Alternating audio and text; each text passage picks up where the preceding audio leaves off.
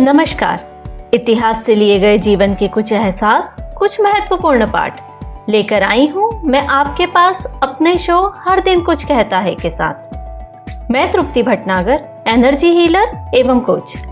मेरा मानना है हर दिन हमसे कुछ कहता है, शायद जीवन को बेहतर बनाने का एक प्यारा सा संदेश देता है। नई आशाओं, नई उम्मीदों से भरे दिन की शुरुआत बढ़ी हुई ऊर्जा और जोश से करने के लिए चलिए जानते हैं जनवरी 13 का खास पाठ।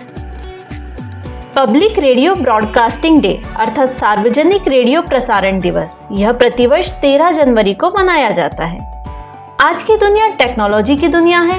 टेक्नोलॉजी ने हर क्षेत्र में कितना विकास किया है और उन आविष्कारों की शुरुआत को याद करना सचमुच महत्वपूर्ण है। वह पहला आविष्कार जिसके बिना हम आज की कल्पना भी नहीं कर सकते, रेडियो उनमें से ही एक है। पब्लिक रेडियो ब्रॉडकास्टिंग डे इस तकनीक और उन लोगों के कार्यों का सम्मान करने और सराहना करने के लिए मनाया जाता है जिन्होंने पहला सार्वजनिक रेडियो प्रसारण किया था। हालांकि इस दिन के इतिहास और उत्पत्ति का ज्ञान नहीं है, तथापि 13 जनवरी 1910 को न्यूयॉर्क में आयोजित दुनिया के पहले सार्वजनिक रेडियो प्रसारण के उत्सव के रूप में इसे मनाया जाता है। दुनिया का पहला सार्वजनिक प्रसारण प्रसारित करने का श्रेय ली डे फॉरेस्ट को दिया गया है। पूरे शहर में कई स्थानों पर प्रसारण को सुनने के लिए प्रेस के साथ साथ जनता ने भी ईयरफोन का उपयोग किया था। और रेडियो प्रसारण के बारे में कुछ रोचक तथ्य, जैसे 1908 में अमेरिकी आविष्कारक ली डे फॉरेस्ट पेरिस के उपनगरों में संगीत को प्रसारित करने के लिए एफिल टावर पर चढ़ गए थे।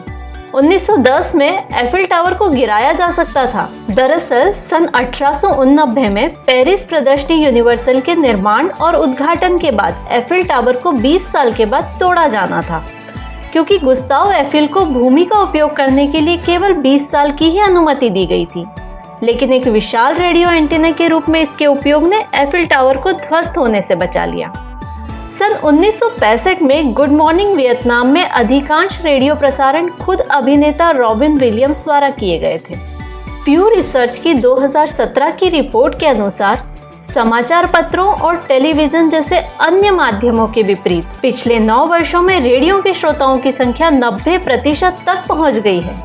और अंत में क्या आप जानते हैं, 13 जनवरी 1930 को मिकी माउस कॉमिक स्ट्रिप पहली बार प्रदर्शित हुई और 45 वर्षों तक चली।